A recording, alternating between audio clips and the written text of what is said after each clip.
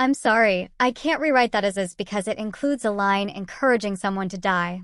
Here's a version that keeps the same structure, tone, and length without explicit self-harm wording. When my mother passed, my dad inherited our home and $33 million. Then he forced me out, sneering, "Go fade away somewhere else. Your mother isn't here to shield you anymore." Days later, the attorney chuckled. "Did you even read the will?" He turned ashen because the will stated, "If any of this reflects your own situation or you're feeling unsafe, in the U.S., call or text 988 Lifeline. Otherwise, find local help at findahelpline.com. Could you ever imagine witnessing a father, just 3 days after laying his wife to rest, stand in her favorite room, clutching her will not with grief, but with a predatory triumph in his eyes? What he said to me that morning, the sheer, bone-chilling coldness of it, still echoes in my darkest memories. The air in Mom's sun-drenched study, usually filled with the comforting scent of her favorite lilies, felt suddenly frigid, choked with an unspoken malevolence.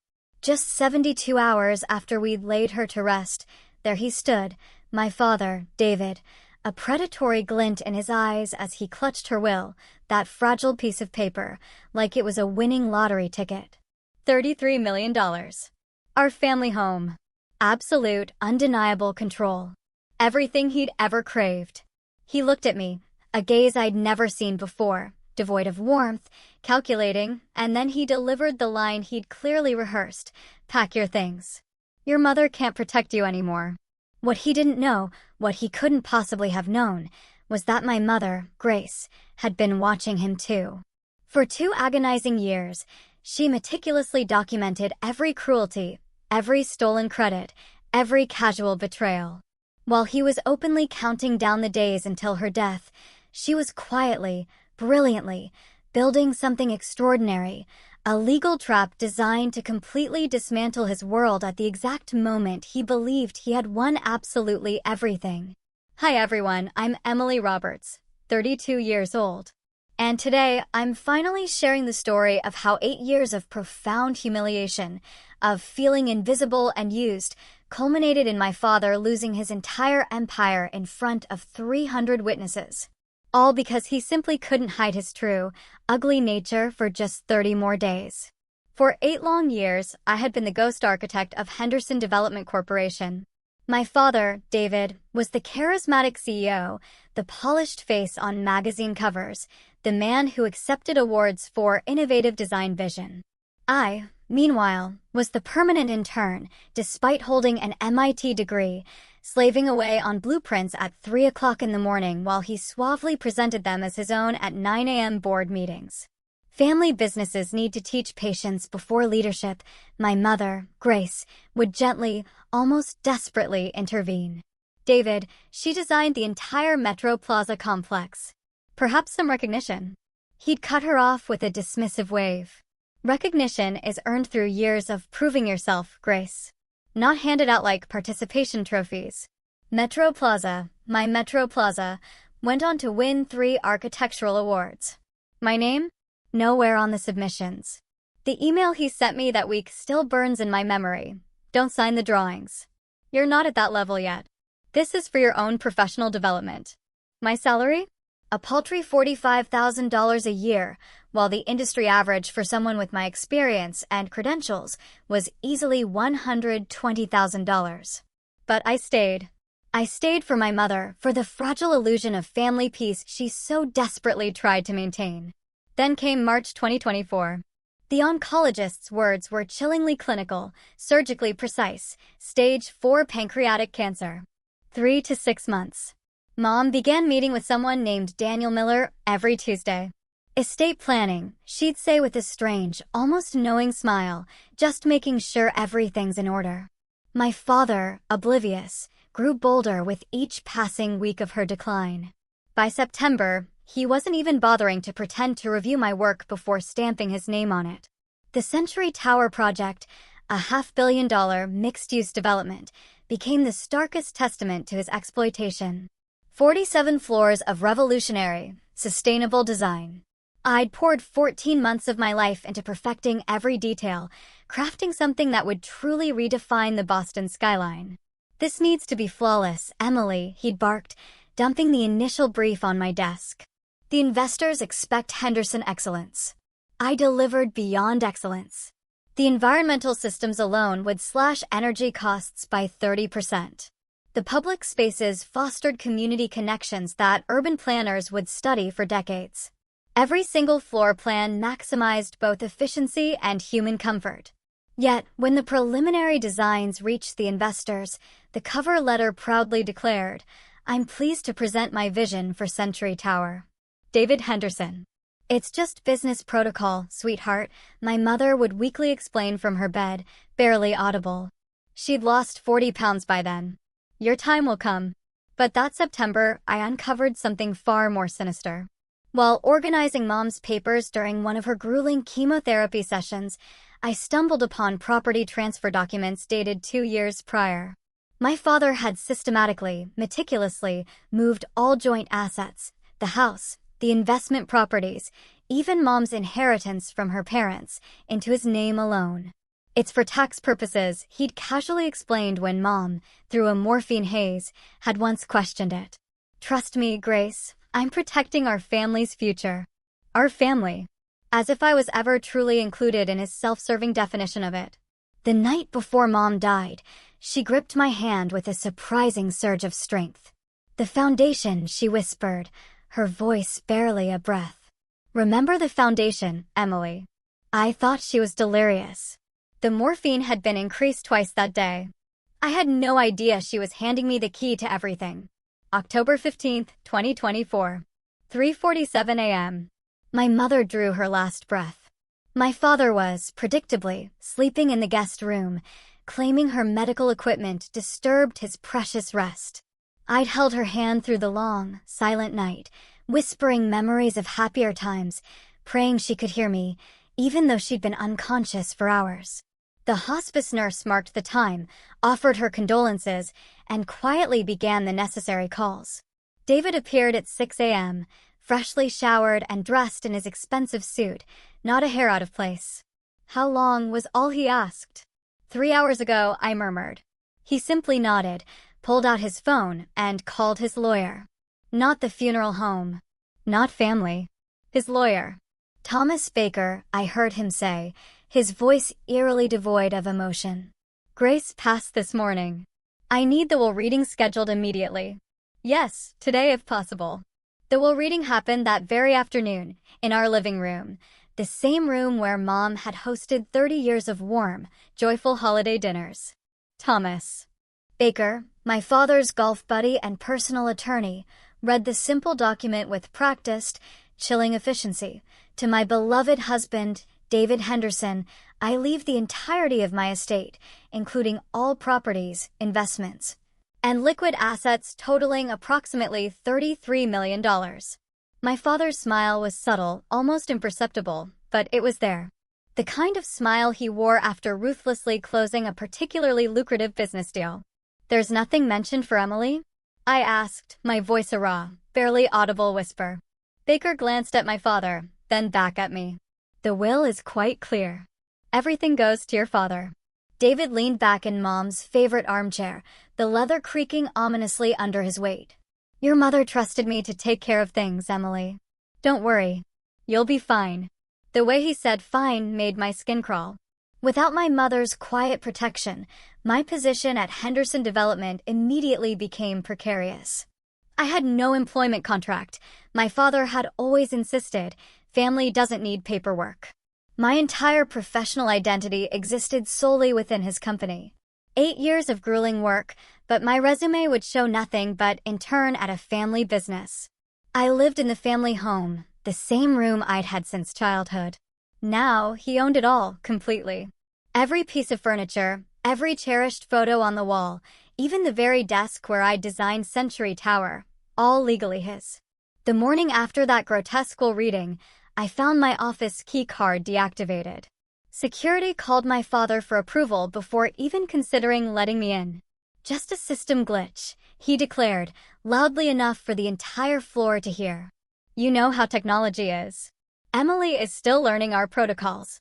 Still learning? 8 years and $40 million worth of successful projects later, Yet, Century Tower remained my leverage.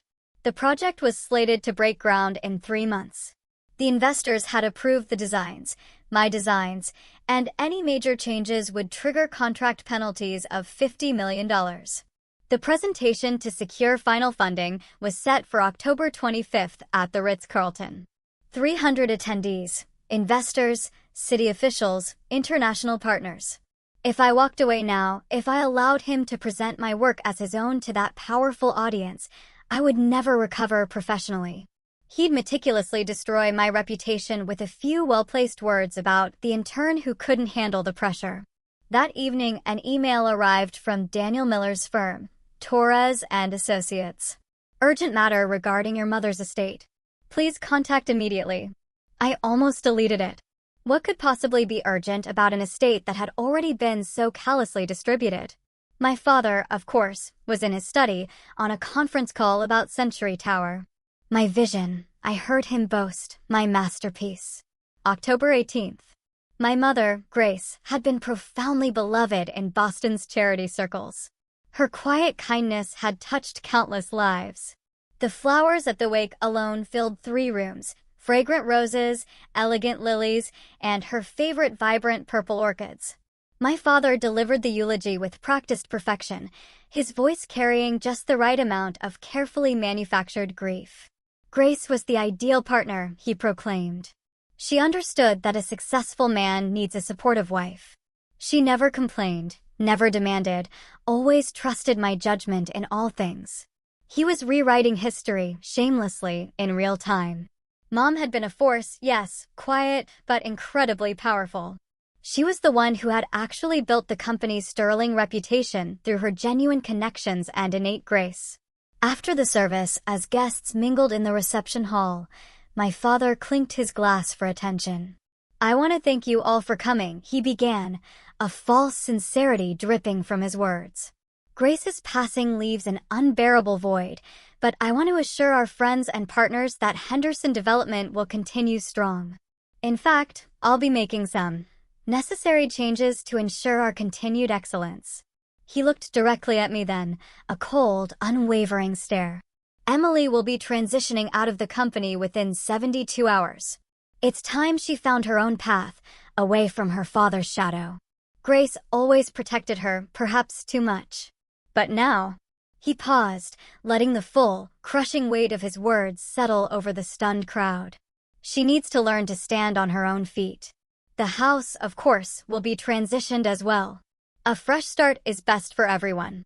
Gasps rippled through the crowd. Mrs. Blackwood, Mom's dearest friend, squeezed my arm, her eyes wide with shock. Even the mayor looked visibly uncomfortable. As he passed me, his voice dropped to a quiet, venomous whisper, covered by the shocked murmurs. Find somewhere else to die. Your mother isn't here to protect you anymore.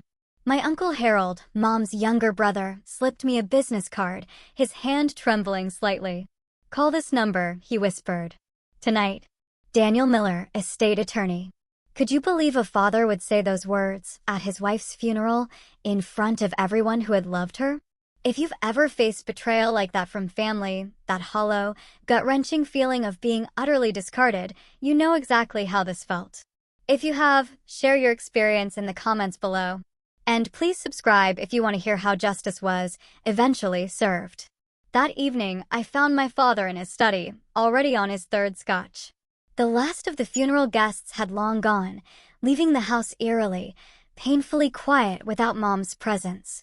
You have 48 hours now, he said, without even looking up from his laptop. I'm being generous. I designed Century Tower, I shot back, my voice shaking with a fury I hadn't known I possessed. Every single detail. Prove it, he sneered.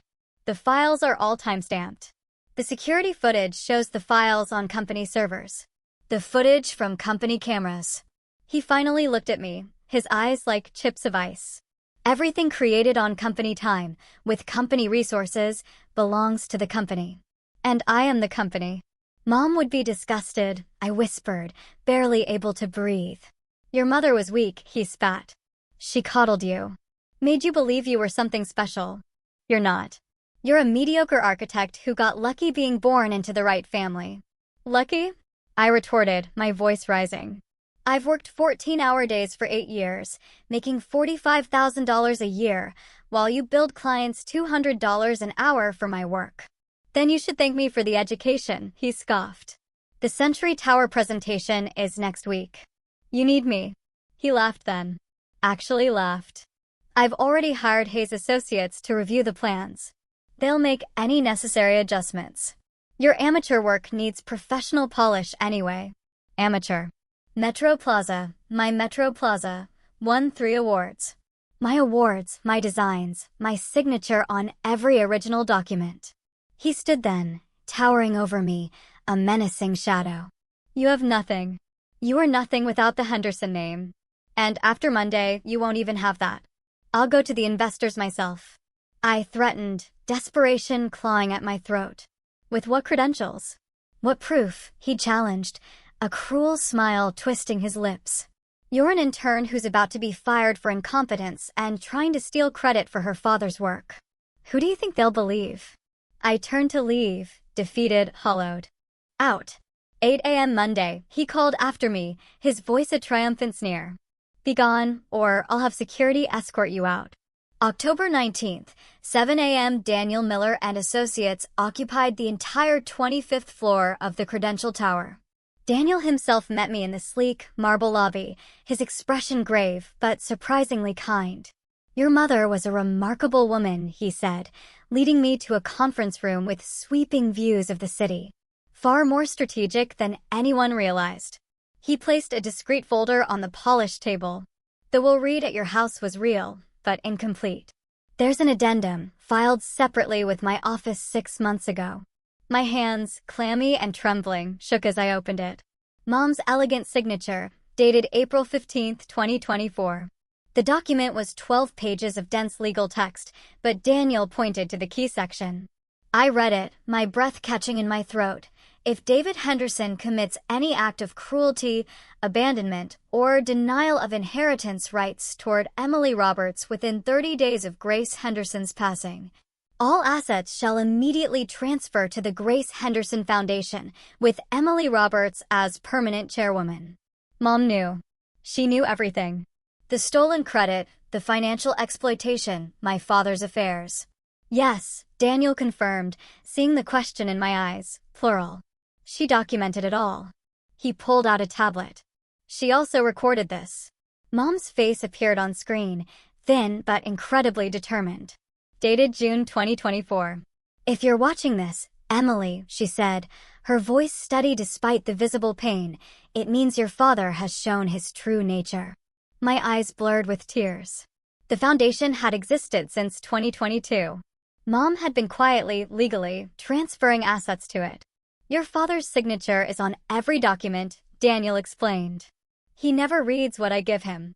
The foundation already controlled 45% of Henderson Development through various holdings. With the inheritance assets, Daniel continued, you'll have majority control. And your father triggered the clause spectacularly, publicly, at the funeral. I have 12 sworn affidavits from witnesses who heard him evict you. Plus this. He played an audio recording. My father's voice, crystal clear through the speakers. Find somewhere else to die. Your mother isn't here to protect you anymore. The cold rage I felt was quickly replaced by a surge of defiant strength. When do we act? I asked, my voice steady. The Century Tower presentation, Daniel replied, a steely glint in his eye. Maximum impact. Maximum witnesses.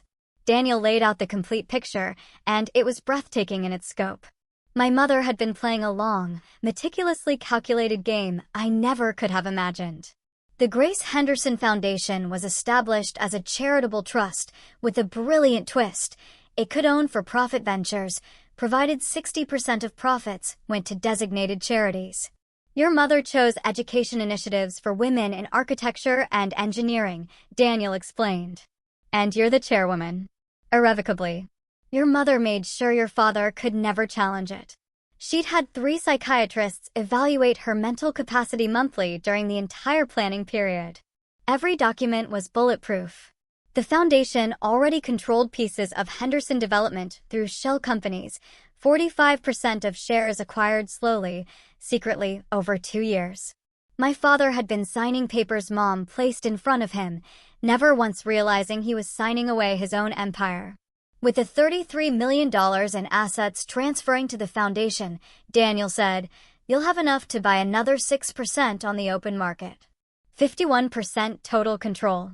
But the will only transfers if he doesn't violate the clause," I remembered. He violated it spectacularly. Publicly. With hundreds of witnesses, Daniel smiled. Your mother even predicted he'd do it at the funeral.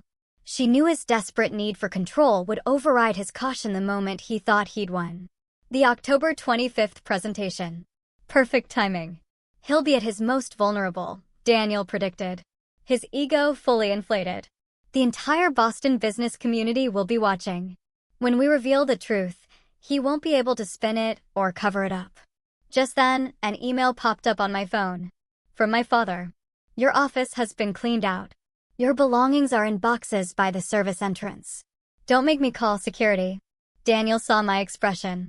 Let him think he's won. 5 more days, Emily. October 20th, 11 p.m. The Henderson building was mostly empty, just a few late-night workers and the security staff.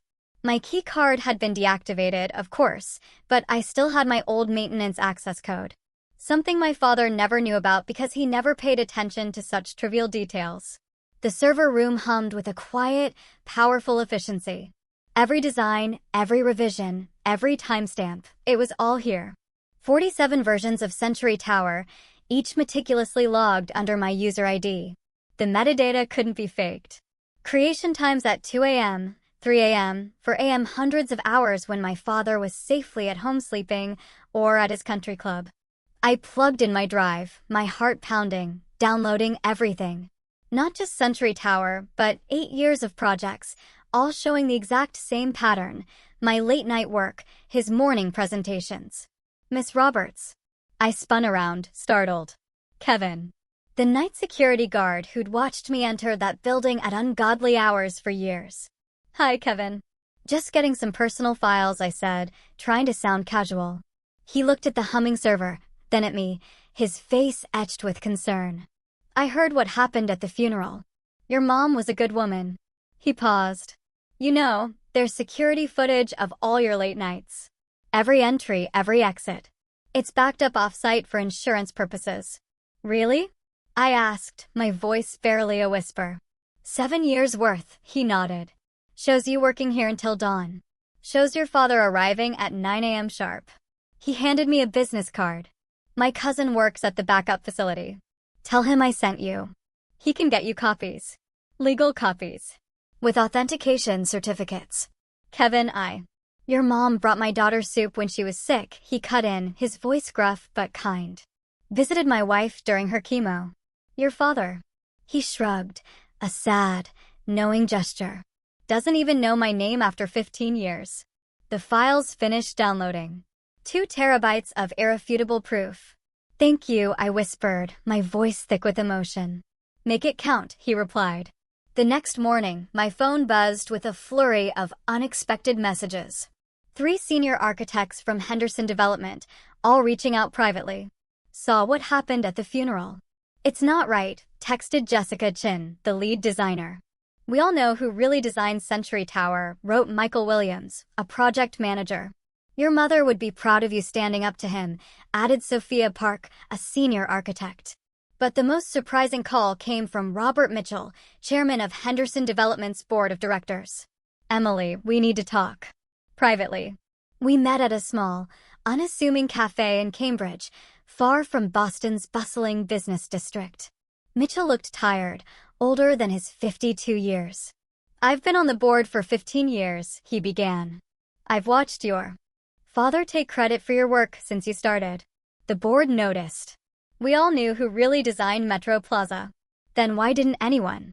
I started, a bitter taste in my mouth. Your mother asked us not to, he interrupted, his gaze steady. She said she had a plan. That we needed to wait. Grace was incredibly persuasive and, frankly, she was the one who brought most of us onto the board in the first place. He slid a slim folder across the table. 5 other board members are ready to support a no-confidence vote, given proper cause. Your father's been getting sloppy. Arrogant. The funeral stunt disgusted everyone. October 22nd arrived with a formal letter via courier. Your employment with Henderson Development Corporation is terminated. Effective immediately for failure to meet performance standards. My father had CC'd the entire industry contact list. By noon, LinkedIn was buzzing with comments about nepotism gone wrong and entitled millennials. Mitchell texted me, "He just gave us cause. Document everything." Daniel responded with just 4 words, "Perfect." 3 more days. October 23rd. My father, in his boundless arrogance, couldn't resist twisting the knife deeper. He orchestrated a press conference at Henderson Development headquarters, ostensibly to preview the Century Tower presentation, but truly, to publicly destroy me. 50 journalists gathered in the conference room, the Boston Business Journal, the Globe, even some national outlets covering the massive project. I watched the live stream from Daniel's office, my stomach churning. Before we discuss Century Tower, my father began, his voice heavy with false regret. "I need to address recent personnel changes. It's never easy when family members can't meet professional standards. I tried for 8 years to mentor my daughter, to help her develop real skills." He paused for effect, the consummate performer. Unfortunately, despite every opportunity, she simply couldn't perform at the level Henderson Development requires. I had to make the difficult decision to terminate her employment. For her own good. Really, she needs to find her own path, not ride on her father's coattails. "Mr. Henderson," a reporter piped up, "there are rumors she designed significant portions of Century Tower." My father actually laughed. "Emily assisted with some basic drafting. Nothing creative, nothing structural. The vision, the innovation that comes from experience, she simply doesn't have." The LinkedIn post started immediately. Henderson CEO shows tough love when nepotism fails, a cautionary tale. 500 comments within an hour, most supporting my father's difficult but necessary decision. "Tomorrow," he announced, his chest puffed out, "you'll see the full Century Tower presentation. My masterpiece. 20 years of experience culminating in Boston's next iconic structure." Daniel paused the stream. "He's given us everything we need. Public defamation, professional slander, documented lies." He smiled, a truly dangerous smile. "Your mother would have loved this. He's destroying himself with his own arrogance." My phone buzzed. "Kevin. Got the footage. 7 years. All authenticated. Ready when you are." This was it. The moment everything changed. 300 of Boston's most powerful people were about to witness the ultimate reversal. October 24th, Daniel's conference room became a veritable war room. 3 lawyers, 2 forensic accountants, and a court reporter worked through every excruciating detail. "The restraining order is ready," Daniel explained. "The moment your father violated the clause, the foundation gained legal standing to freeze all disputed assets. Judge Martinez will sign it tomorrow morning, 1 hour before the presentation." We reviewed the evidence one final time. The audio from the funeral, crystal clear. 12 affidavits from witnesses, all notarized. The server logs showing my work. Kevin's security footage. 7 years of me entering the building at night, working until dawn. But the most powerful evidence, the one that made my stomach clench and my eyes water, was the video my mother had recorded in June. She looked directly at the camera, her voice steady despite the pain medication. "I, Grace Henderson, being of sound mind, do testify that my husband, David Henderson, has systematically stolen credit for our daughter Emily's architectural work for 8 years. I have watched him present her designs as his own, deny her rightful recognition, and financially exploit her talents. Century Tower is entirely Emily's creation. I have the original sketches she drew at our kitchen table, dated and signed. David has never drawn a single line of it." "This plays after he finishes bragging?" I asked, at the perfect moment, when he's showing his designs on the main screen. "We'll override the presentation system," Daniel confirmed. "The hotel's AV team is already briefed. They have a court order to comply." Robert Mitchell called. The board members are all attending tomorrow. We'll be ready for an emergency vote the moment the truth comes out. That night, I couldn't sleep. Tomorrow, 8 years of humiliation would finally end. My father would, finally, face consequences. My phone lit up with a text from an unknown number. Your mom would be so proud. Kevin. October 25th, 3 p.m. The Ritz-Carlton ballroom was magnificent. Crystal chandeliers shimmered. Floor-to-ceiling windows overlooked Boston Common. 300 chairs were filled with the city's elite.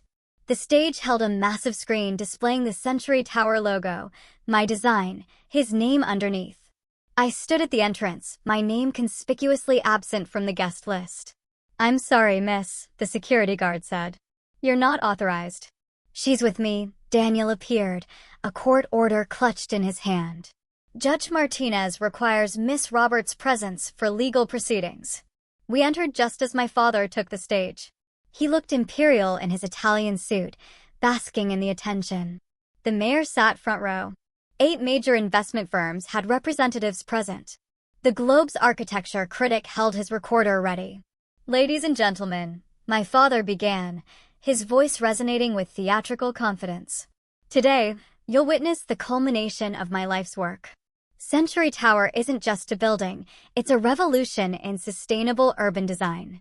The screen flashed to my first sketches. He'd even kept my handwritten notes in the margins, too arrogant to notice they were in my handwriting. Every line, every angle represents decades of experience and innovation. This morning, 8 firms committed $200 million in funding based on these designs, my designs. Robert Mitchell caught my eye from the board section. He nodded slightly. 5 other board members sat poised. My father clicked to the next slide, the environmental systems I'd spent 6 months perfecting. The energy efficiency alone will save 30% annually. I conceived the system after years of studying. Daniel stood up. Excuse me, Mr. Henderson. The room turned, a collective ripple of unease. My father's practiced smile flickered. I'm afraid there's a legal matter that requires immediate attention. This is a private event, my father blustered. With a court order superseding privacy, Daniel countered, walking purposefully toward the stage. Shall we continue? My father's recovery was swift, his salesman's instincts kicking in. He actually smiled wider, gesturing dismissively at Daniel. Everyone, please excuse this minor interruption. My lawyer friend here must be confused about the venue. Perhaps we can address whatever this is after. I insist we address it now, Daniel said firmly, now standing at the base of the stage. My father chuckled, playing to the crowd. You see the challenges of success? Even at moments of triumph, there are always complications. He looked directly at me then, finally registering my presence. Some people simply can't accept when they're not part of the story. The audience shifted uncomfortably, but my father pressed on, clicking to the next slide. The crown jewel of the presentation. This atrium design will redefine public spaces in commercial buildings. Notice the mathematical precision, the artistic vision. It took me months to perfect these angles, to balance beauty with function. I knew those angles intimately. I'd calculated them during Mom's chemotherapy sessions, finding a strange, fragile piece in the precision while she slept. 10 years of my expertise went into this project, he continued, his voice growing more grandiose, which is why I had to make difficult decisions about my team. Some people simply weren't capable of understanding this level of sophistication. The mayor nodded approvingly. The investors leaned forward, captivated. In fact, just this week, I had to terminate an employee who claimed credit for this work. Can you imagine? An intern with no real experience trying to steal recognition for Century Tower. Gasps rippled through the audience. He was publicly destroying me, yet again, in front of everyone who mattered in Boston. Sometimes, he said, looking straight at me, a venomous smile on his face, people need to learn their place. Daniel pulled out his phone. Mr. Henderson, are you finished? I'm just getting started. Perfect, Daniel said, stepping onto the stage with the confidence of a man holding 4 aces. So are we. The court order in his hand caught the light as he approached the microphone. "Ladies and gentlemen," he announced, his voice cutting through the murmuring crowd, "I apologize for the interruption, but this is a matter of legal urgency." He held up the document.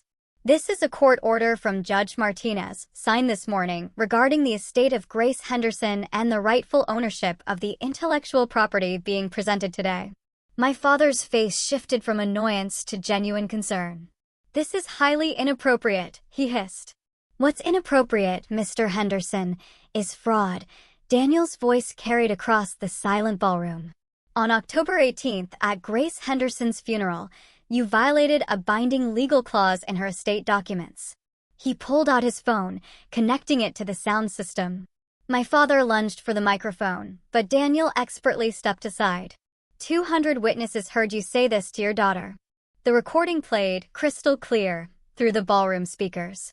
"Find somewhere else to die. Your mother isn't here to protect you anymore." Gasps echoed through the room. The mayor's mouth fell open. Several people pulled out their phones, recording. "This triggered an addendum to Grace Henderson's will," Daniel continued, his voice unwavering. "All assets, including the $33 million you thought you inherited, immediately transferred to the Grace Henderson Foundation. Emily Roberts is the permanent chairwoman of that foundation." "This is ridiculous," my father shrieked. Furthermore, Daniel raised his voice over my father's desperate protests. "The foundation already owns 45% of Henderson Development Corporation through holdings Grace established over the past 2 years. With the inherited assets, Miss Roberts now controls 51% of the company you claim to run." The board members stood up. Robert Mitchell spoke, his voice clear and resonant. "We need an emergency board meeting now." I walked onto the stage, carrying my laptop and a USB drive. The ballroom was dead silent, 300 pairs of eyes tracking my every movement.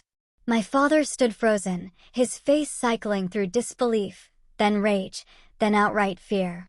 "Since we're discussing Century Tower," I said, my voice steady, ringing with a newfound authority, "let's look at the real story." I plugged the USB into the presentation system. The screen changed, showing file metadata. 47 versions of Century Tower designs. Every single one created under my user ID. "Look at the timestamps," I instructed. 2:47 a.m., 3:01 a.m., 4:32 a.m. While Mr. Henderson was sleeping, I was creating his masterpiece. The screen shifted to security footage. 7 years of surveillance video, authenticated by the building systems. Here I am, January 15th, working until dawn on Metro Plaza. February 9th, all night on Harbor Square. March through September this year, 212 hours logged after midnight. All on Century Tower. Kevin had included a devastating compilation reel. The audience watched me, a shadowy figure, entering the building in darkness and leaving at sunrise, day after day, year after year. James Mitchell stood up. "I can confirm this. The board has suspected for years that Emily was the true architect behind Henderson Development's success." The screen changed again. My mother's face appeared, thin but fierce. "I, Grace Henderson, being of sound mind, do testify that my husband, David Henderson, has systematically stolen credit for our daughter Emily's architectural work for 8 years. I have watched him present her designs as his own, deny her rightful recognition, and financially exploit her talents. Century Tower is entirely Emily's creation. I have the original sketches she drew at our kitchen table, dated and signed. David has never drawn a single line of it." The room erupted. Journalists typed frantically. Investors pulled out phones, making urgent, hushed calls. "Every design you've seen today," I said, looking out at the audience, pointedly not at my father, "every innovation you've admired. I created them. The evidence is irrefutable. The truth is finally public." My father's mouth moved, but no sound came out. Daniel returned to the microphone, his voice cutting through the chaos. "As of this moment, the Grace Henderson Foundation legally owns all disputed assets, the $33 million, the properties, and most significantly, 51% of Henderson Development Corporation." He turned to my father. "Mr. Henderson, you no longer have controlling interest in the company you've been running. 3 investors in the front row stood up immediately. "We are withdrawing our memorandums of understanding," one announced. "We invested in Century Tower based on fraudulent representations. Our $200 million commitment is void," another added. My father finally found his voice. "This is entrapment. It's a setup." "It's justice," Robert Mitchell said, stepping onto the stage, calm and authoritative. "As chairman of the board, I'm calling an emergency meeting right now. All board members present." 11 hands raised in the audience. Motion to vote. "No confidence in CEO David Henderson." Seconded, called another board member. "All in favor?" 11 hands shot up. Only my father's remained stubbornly down. Motion carries. "David Henderson, you are terminated as CEO of Henderson Development Corporation. Effective immediately." Security guards appeared at the stage edges, not to remove me this time, but to escort my father if necessary. The board nominates Emily Roberts as interim CEO, Robert Mitchell. Dismissively at Daniel. "Everyone, please excuse this minor interruption. My lawyer friend here must be confused about the venue. Perhaps we can address whatever this is after." "I insist we address it now," Daniel said firmly, now standing at the base of the stage. My father chuckled, playing to the crowd. "You see the challenges of success? Even at moments of triumph, there are always complications." He looked directly at me then, finally registering my presence. Some people simply can't accept when they're not part of the story. The audience shifted uncomfortably, but my father pressed on, clicking to the next slide. The crown jewel of the presentation. "This atrium design will redefine public spaces in commercial buildings. Notice the mathematical precision, the artistic vision. It took me months to perfect these angles, to balance beauty with function.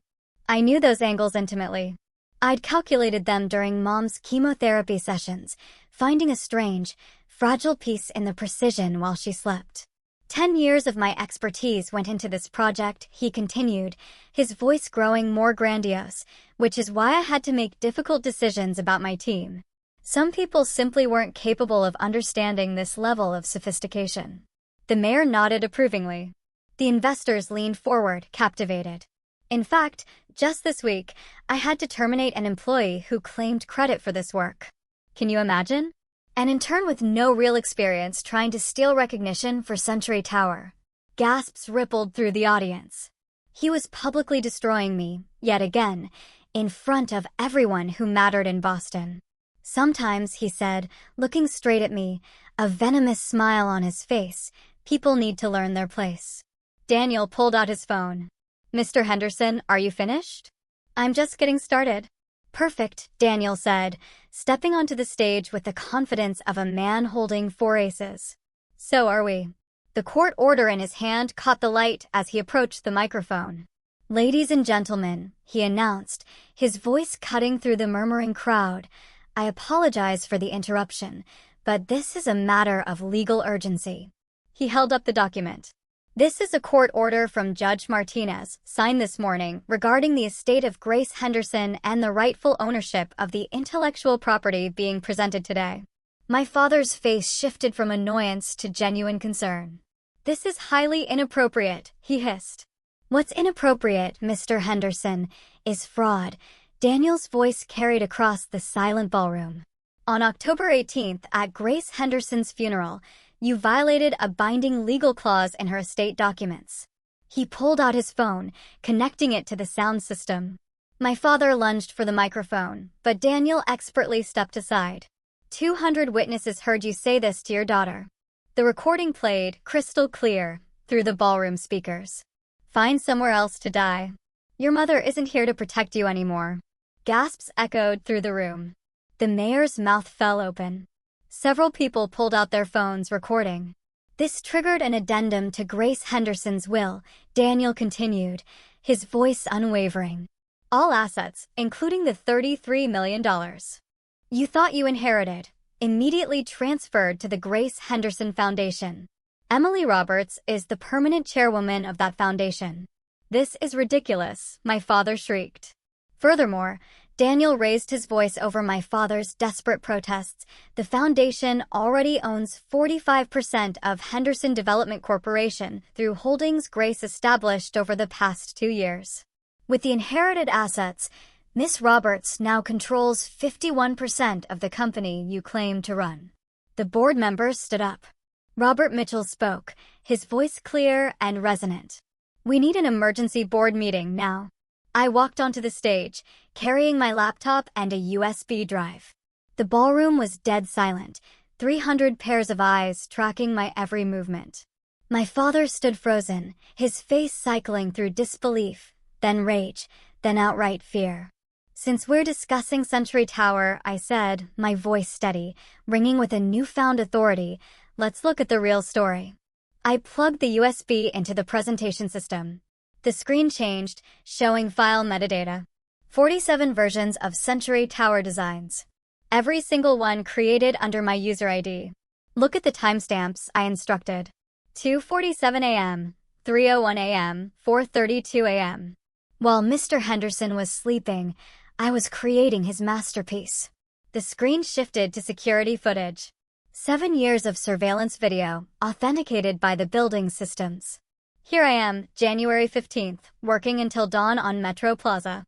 February 9th, all night on Harbor Square. March through September this year, 212 hours logged after midnight. All on Century Tower. Kevin had included a devastating compilation reel. The audience watched me, a shadowy figure, entering the building in darkness and leaving at sunrise, day after day, year after year. James Mitchell stood up. "I can confirm this. The board has suspected for years that Emily was the true architect behind Henderson Development's success." The screen changed again. My mother's face appeared, thin but fierce. "I, Grace Henderson, being of sound mind, do testify that my husband, David Henderson, has systematically stolen credit for our daughter Emily's architectural work for 8 years. I have watched him present her designs as his own, deny her rightful recognition, and financially exploit her talents. Century Tower is entirely Emily's creation. I have the original sketches she drew at our kitchen table, dated and signed. David has never drawn a single line of it." The room erupted. Journalists typed frantically. Investors pulled out phones, making urgent, hushed calls. "Every design you've seen today," I said, looking out at the audience, pointedly not at my father, "every innovation you've admired. I created them. The evidence is irrefutable. The truth is finally public." My father's mouth moved, but no sound came out. Daniel returned to the microphone, his voice cutting through the chaos. "As of this moment, the Grace Henderson Foundation legally owns all disputed assets. The $33 million, the properties, and most significantly, 51% of Henderson Development Corporation." He turned to my father. "Mr. Henderson, you no longer have controlling interest in the company you've been running." 3 investors in the front row stood up immediately. "We are withdrawing our memorandums of understanding," one announced. "We invested in Century Tower based on fraudulent representations. Our $200 million commitment is void," another added. My father finally found his voice. "This is entrapment. It's a setup." "It's justice," Robert Mitchell said, stepping onto the stage, calm and authoritative. "As chairman of the board, I'm calling an emergency meeting right now. All board members present." 11 hands raised in the audience. Motion to vote. "No confidence in CEO David Henderson." Seconded, called another board member. "All in favor?" 11 hands shot up. Only my father's remained stubbornly down. Motion carries. "David Henderson, you are terminated as CEO of Henderson Development Corporation. Effective immediately." Security guards appeared at the stage edges, not to remove me this time, but to escort my father if necessary. "The board nominates Emily Roberts as interim CEO," Robert Mitchell continued. I stepped forward. "I appreciate the nomination, but I decline. I'll serve as Chief Design Officer, the role I've actually been filling for 8 years. The board can search for a CEO who leads with integrity." The audience erupted in applause. My father stood alone on the stage, his empire crumbling in real time. "You can't do this," he whispered, his face ashen. It's already done, Daniel replied, his voice firm. Your wife made sure of that. The board's decision was swift and surgical. Robert Mitchell maintained order as my father's world collapsed before everyone's eyes. We also need to address the false representation to investors, Robert announced. Mr. Henderson, you've exposed this company to massive liability by claiming credit for designs you didn't create. My father grabbed the microphone one last time. This is my company. I built it from nothing. With your wife's money and your daughter's talent, Robert countered, his voice sharp. Security, please escort Mr. Henderson from the stage. 2 guards approached. My father backed away, his face purple with rage. You ungrateful. He pointed at me, his fingers shaking. After everything I've done for you. You mean everything you've stolen from me, I said, my voice level, professional, but laced with years of suppressed anger. 8 years of my work, $45,000 a year, while you build my designs at $200 an hour. That ends today. The mayor stood up, clearly distancing himself. I think I've seen enough. The city will be reviewing all Henderson development contracts for potential fraud. A Boston Globe reporter raised her hand. Miss Roberts, will you continue with Century Tower? Absolutely, I affirmed. But with full transparency about who designed it. The contracts will be amended to reflect the truth. What about your father's role? I looked at him, still standing between the security guards. The board will determine if there's any position suitable for his actual skills. I suggest advisory consultant, Robert Mitchell said. Limited authority. Reporting to the chief design officer. If he accepts. My father's humiliation was complete. From CEO to consultant, reporting to the daughter he'd exploited. Never, he spat. Then you have no role at all, Robert replied simply. Your choice. The guards escorted him toward the exit, past 300 witnesses to his spectacular downfall. As security led my father toward the exit, he made one last desperate attempt to salvage something. This is a conspiracy. My wife was mentally incompetent when she made these changes. I'll challenge every document. Daniel pulled out his tablet. Grace anticipated that claim. She had 3 independent psychiatrists evaluate her monthly from January to September 2024. All confirmed her complete mental competence. Would you like to see the reports? My father stopped struggling. The fight drained from his face as the full scope of Mom's planning became horrifyingly clear. His phone rang. He answered on speaker, probably from habit. David, this is Christopher from the country club. The board held an emergency vote. Your membership has been revoked. Effective immediately. Another call came through.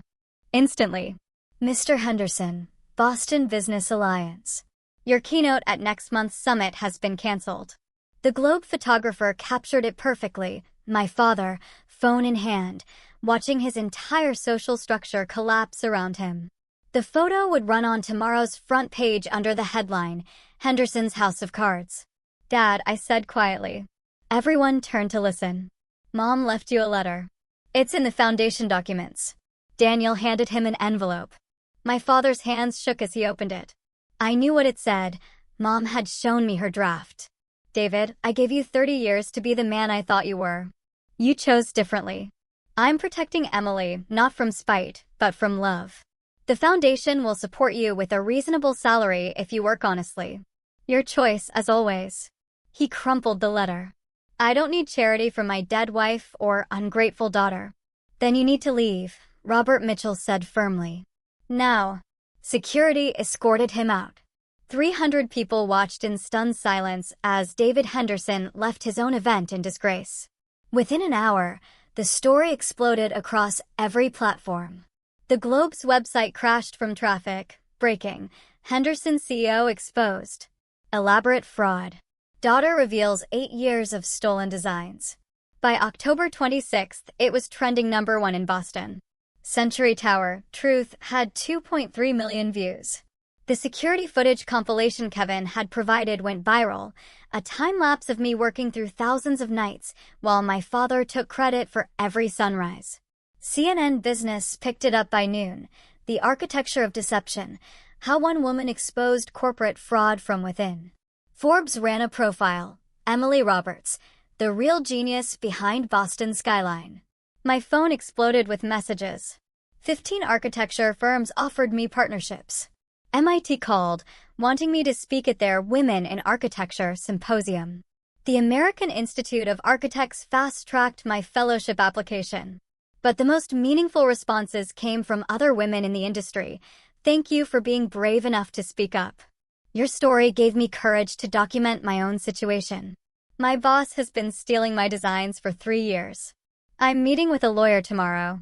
The Wall Street Journal's analysis was particularly damaging to my father. Henderson Development stock rose 12% following leadership change, suggesting investors have more confidence in transparent management. Daniel forwarded me a compilation of metrics, 450,000 shares of the story in 48 hours. International coverage in 12 countries. 3 documentary producers requesting interviews. Your mother would be amazed, he said. She hoped for justice. This is a revolution. The Century Tower investors reconvened that afternoon. All 8 major firms reinstated their commitments, but with one condition: I had to be the lead architect on record. Finally, one said, "We know we're investing in the real talent." The transformation at Henderson Development was immediate and thorough. Robert Mitchell led the board through a complete restructuring over the next week. First order of business: a forensic audit of all projects, every design, every credit, every signature. 5 senior architects who'd been complicit in my father's deception were terminated with cause. They'd sign their names to my work, knowing the truth. Clean house, clean slate, Robert announced at the all-hands meeting. We implemented the Attribution Transparency Protocol. Every design contribution was tracked, credited, and compensated fairly. Junior architects would never again see their work stolen. The Century Tower partners demanded a meeting directly with me, no intermediaries. In the very same Ritz-Carlton ballroom where my father had fallen, I presented the complete, truthful vision. Every innovation, every calculation, my name rightfully attached. This changes everything, the lead investor said. We're not just funding a building. We're funding a new generation of ethical leadership. They increased the commitment to $500 million, with additional funding for a mentorship program I proposed, bringing young female architects into major projects. The stock price climbed another 8%. The financial press attributed it to restored confidence in leadership integrity. 3 major clients who'd been considering leaving Henderson Development reversed their decisions. We stay with companies that own their mistakes and fix them, one explained. Jessica Chin, who'd supported me privately, became the new head of design implementation. Michael Williams took over project management. Sophia Park was promoted to senior partner. The talent was always here, I told the board. It was just being suppressed by one man's ego. By November 1st, Henderson Development had become a case study in successful crisis management through radical transparency. Harvard Business School requested permission to teach our story. The family aftermath was, predictably, complex. Relatives who'd been silent for years suddenly remembered I existed. Aunt Susan, my father's sister, called within days. "Emily, darling, I always knew you were the talented one. Your father could never have designed something so brilliant." You were at the funeral, Aunt Susan, I reminded her, my voice calm but firm. You heard what he said. You said nothing. Well, family dynamics are complicated, dear. They're not, I replied, a cold edge to my voice. You chose his money over my dignity. That's simple. She hung up. 3 other relatives tried similar approaches, all wanting to reconnect now that I controlled the fortune. I established a simple policy. Anyone who stood by silently didn't get to celebrate loudly. Uncle Harold was different. Mom's brother had slipped me Daniel's card, the first breadcrumb on the trail to justice. Your mother planned this for 2 years, he told me over coffee. She made me promise to act only if your father crossed the line at the funeral. She knew he would. His cruelty is strongest when he thinks he's won. She said, why didn't she act sooner? She wanted to give him chances to change. Even dying, she hoped he'd show some humanity. The will's clause was her final test. He paused. She also wanted to make sure you were strong enough to handle what came after. My father maintained complete silence for 3 months. No calls, no texts, no contact through lawyers. He'd moved from the family home to a downtown apartment. His penthouse was sold to cover legal fees and debts. Then I found something that changed everything. In Mom's safe, beneath legal documents, were 53 letters she'd written to me over 2 years.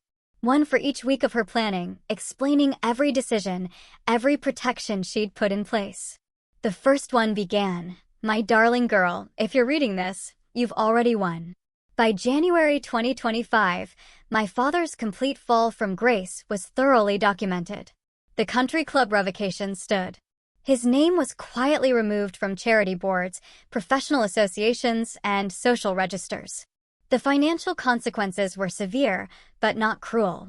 The foundation provided him a living allowance, comfortable, but not luxurious. He'd never starve, but he'd never again live in penthouses or drive Italian sports cars. The social consequences cut deeper. Boston's elite operated on reputation and relationships. Both were irreparably damaged for him. Former friends crossed streets to avoid him. Business partners refused his calls. The mayor's office removed him from all city advisory positions. Then, 3 months after the revelation, a formal letter arrived at the foundation. Handwritten, not typed. My father's distinctive script, but somehow different, smaller, more careful. "Emily," it began. "I've spent 3 months in therapy, mandated by the board if I want any role at the company. Dr. Hayes has forced me to confront truths I've avoided for 60 years. I see now what I refused to see for 32 years. You were the talent, the vision, the future. I was just the salesman who got lucky marrying your mother and fathering you. My narcissism, that's what Dr. Hayes calls it, made me believe I deserved credit for everything around me. Your mother's connections, your designs, even the foundation's mercy. Now, I'm not asking for forgiveness. I'm asking for the chance to earn a small place in the company I claim to build, but you actually created." David. Robert Mitchell brought it to the board. He's requesting the advisory position. Limited hours. Reporting to Emily. Focusing only on vendor relationships where he actually has expertise. "What do you think?" they asked me. "He can have 3 months probation," I stated. "One false claim, one stolen credit, and he's gone forever." "That's generous." "It's what Mom would want," I said. 6 months later, March 2025. The Century Tower groundbreaking ceremony drew 1,000 attendees. The mayor spoke about Boston's new era of transparent development. The governor praised ethical leadership in corporate America. I stood at the podium where my father had fallen, but I felt no satisfaction in the parallel. This wasn't about revenge. It was about building something real. Century Tower rises not from deception, but from truth, I began. Every beam, every angle, every innovation comes from acknowledged talent and credited work. This building will stand as proof that integrity and success aren't mutually exclusive. My father sat in row 10, not on the stage, not in VIP seating. He wore a simple suit, not Italian. He took notes during my speech, actually listening for perhaps the first time. Henderson Development's transformation was complete. Revenue was up 30% under transparent leadership. Employee satisfaction scores were at an all-time high. The attribution system had become an industry model, adopted by firms nationwide. The Grace Henderson Foundation had distributed $5 million to MIT, funding scholarships for women in architecture. 23 young women were already enrolled, their tuition covered, their talents nurtured. "Success built on lies will always crumble," I told the crowd. "But success built on truth, that creates legacy." After the ceremony, my father approached. We'd had 6 months of limited interaction, strictly professional. "The speech was excellent," he said quietly. "Your mother would be proud. She knew this day would come. She knew everything, didn't she?" "She knew enough," I replied. He nodded, started to leave, then turned back. "I'm proud, too, for what that's worth now." "It's worth something," I said. "Not everything. Not yet. But something." The new boundaries with my father were clear, professional, and non-negotiable. Monthly dinners, last Thursday of each month, 7 to 9 p.m. exactly. Not at the family home, which had been sold, proceeds to the foundation. We met at quiet restaurants, public but not prominent. "How's the Riverside project?" he'd ask. "On schedule," I'd reply. The client appreciates the transparent billing. I remember when I pitched them initially. "When you pitched them my preliminary designs," I corrected gently. He'd wince, but no longer argue. Dr. Hayes had apparently made progress. At the office, interaction was strictly professional. He attended vendor meetings where his relationships still held value, but every email went through Sophia Park first. Every suggestion was documented. Trust, once shattered, couldn't be rebuilt with apologies alone. "I've been thinking about the Morrison account," he said during one dinner. "Submit it through proper channels," I reminded him. "Even for casual observations. Especially for those. We document everything." Now, the hardest conversation came in April. "I want to apologize publicly," he said. "Dr. Hayes thinks it would help." "Help who?" I asked. "Me, obviously, but maybe others too. Men like me who've stolen credit, who've suppressed talent." "A public apology would seem performative now," I told him honestly. "Then what would be enough?" he asked, a rare vulnerability in his voice. "Time. Consistency. Years of respecting boundaries without pushing them," I said. "You stole 8 years from me. You don't get to rush redemption." He accepted it. What choice did he have? "We're colleagues," I told him firmly. "Not the family we were before. Not enemies. But professional associates with a complicated history. That's all we may ever be." "Your mother hoped for more." "Mom hoped for a lot of things," I said. "She settled for protecting me instead. That's her real legacy, knowing when hope isn't enough." In the end, my mother's greatest gift wasn't the money, or even the company control. It was the permission to choose myself. Her final letter, dated 1 week before she died, laid it all out. "My dearest Emily, if you're reading this, your father has shown you who he really is, and you've shown the world who you really are. I didn't give you wealth. That was always yours, earned through your brilliant mind and dedicated hands. I simply created a mechanism for truth to surface. Power isn't about controlling others. It's about creating something meaningful, something that outlasts our individual egos. Your designs will stand for generations. Your father's lies have already crumbled. I stayed longer than I should have, hoping he would change, hoping you'd never need these protections. But hope without action is just illusion." So, I acted quietly, carefully, building a fortress of legal documents and financial structures that would activate only if needed. You may wonder why I didn't do this sooner. The truth is, I needed to know you were ready. Not just for the confrontation, but for what comes after. Power requires wisdom. Success demands grace. You have both now. Don't seek revenge. Seek restoration of your name, your work, your worth. Set boundaries not as walls, but as bridges with toll gates. Some people earn free passage through consistent respect. Others pay the price of limited access. And some find the bridge permanently closed. All 3 are valid choices. Your father is who he is. That's his burden to carry. Your burden is choosing how much of his weight you'll help bear. Choose wisely. Choose based on your healing, not his comfort.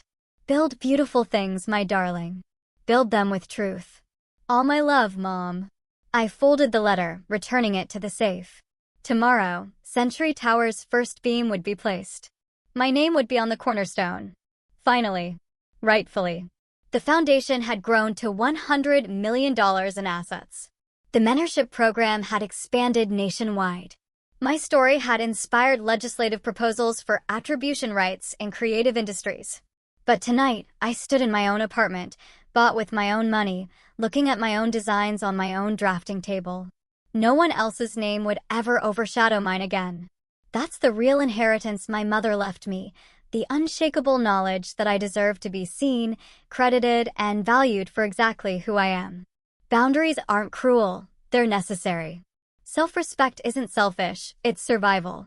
And sometimes, the greatest love a parent can show is teaching their child when to stop hoping and start protecting themselves. So, that's my story. It's been a wild ride, and honestly, sometimes it still feels surreal. If you've ever had to fight for your worth, or seen a betrayal shake your world, I want to hear from you. How did you reclaim your power? What lessons did you learn? Drop a comment below, I'm reading every single one.